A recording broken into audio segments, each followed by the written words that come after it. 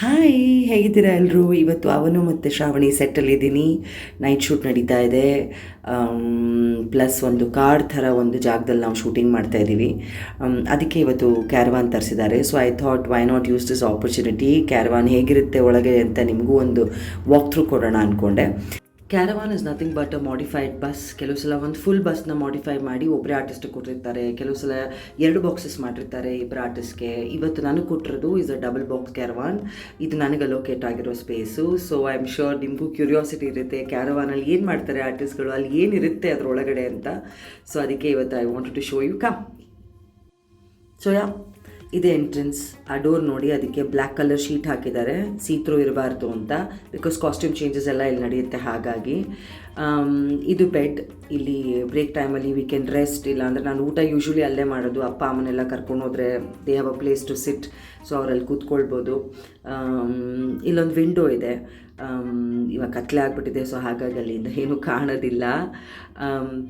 ಅದೇ ಥರ ಆಪೋಸಿಟ್ ಸೈಡಲ್ಲಿ ಇನ್ನೊಂದು ವಿಂಡೋ ಇದೆ ನೋಡಿ. ಎಲ್ಲ ವಿಂಡೋಸ್ಗೂ ಡೋರ್ಸ್ಗೂ ಈ ಥರ ಬ್ಲ್ಯಾಕ್ ಕಲರ್ ಹಾಕಿರ್ತಾರೆ, ಸೇಫ್ಟಿ ಇದಕ್ಕೋಸ್ಕರ, ಸೀತ್ರೂ ಆಗಬಾರ್ದು ಅಂತ.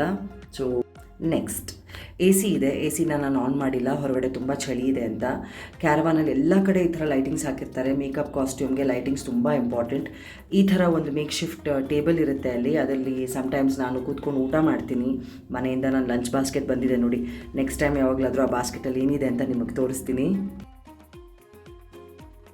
ಟಿ ವಿ ಇರುತ್ತೆ. ನಾನು ಯಾವತ್ತೂ ಕ್ಯಾರವಾನಲ್ಲಿ ಕೂತ್ಕೊಂಡು ಟಿ ವಿ ನೋಡೋಕ್ಕೆ ಆಪರ್ಚುನಿಟಿ ಸಿಕ್ಕಿಲ್ಲ.